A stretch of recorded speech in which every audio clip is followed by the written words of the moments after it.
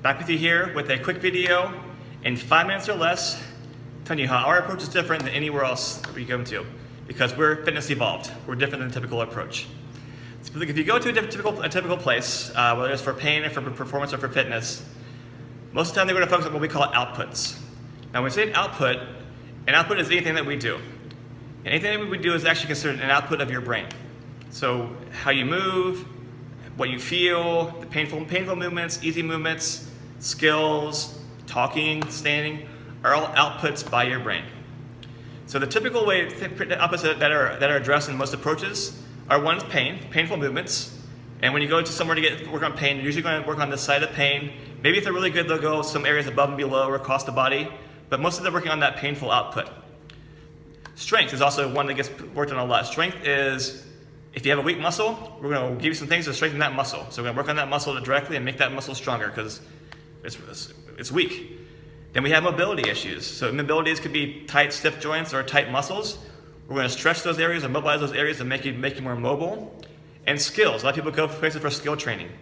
Skills are also outputs of the brain. But the typical approach to skill training is, let's work on that skill. Let's keep working on that skill, keep pounding away, keep drilling away until you get better at it. Those are all work well, but sometimes they don't work always as well as they could be.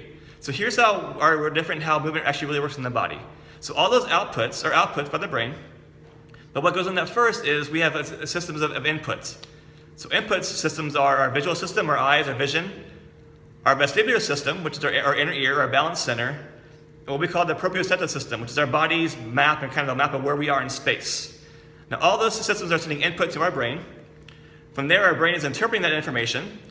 It's basically predicting what should be happening around you, what should be happening within you. It's comparing that prediction with the information that's actually coming in, putting it together, interpreting it, deciding what to do about it, and then giving you the output.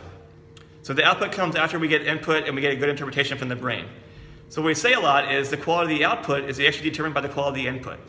So if you're going to focus just on output, you may get better, but it may take a while to work on those things. It may be a while, a lot of stretching to get rid of that tight muscle. Lots of reps to get that muscle stronger, or lots and lots of reps to actually make that skill better. But what we look at it is, if you look at follow that cycle, if you say the quality of the output is determined by the quality of the input, the question we need to ask ourselves is, what input or what information is your brain lacking that's holding you back from actually making a better output? So we can keep pounding away the outputs over and over again, but if your brain's not getting good input from one of those systems, then the output's going to be the same. It's not going to be as good as it could be. So our job is to actually find out what information is your brain lacking, what does it need more of to actually give you a better output. That's where we come into play. So we'll come in, when you come in to see us, we're going to assess your visual system. How well do you, not only what do you see, clarity-wise, but how well do your eyes move? How well do they track? How good is your depth perception? All those things matter for vision, for movement. We're going to test your balance. How good is your actual balance? Are you just good standing on 2 feet? Can you stand on 1 foot? Can you stand and turn your body to do what you need to do? And we're also going to see, can you move all of your joints? How well can they move? And can you have full control over them in all different speeds? All those things we test, because all those are inputs, which are going to give our brain more information to create a better output. So what we say is, you're probably doing well already, or maybe you feel like things could be easier, and you don't know quite why, but you think things are harder than they seem. Well, think about this. If you're driving around with a new city with a map or a GPS, that's only partially complete. You have information, and we can get it around, but it's not, then all the streets are named or marked, and you don't have everything that you need, all the information you need. You can still do it, but it's harder than it could be. If you give yourself a better map, more information, more concrete information, now you have a much easier time getting where you need to go and doing what you need to do.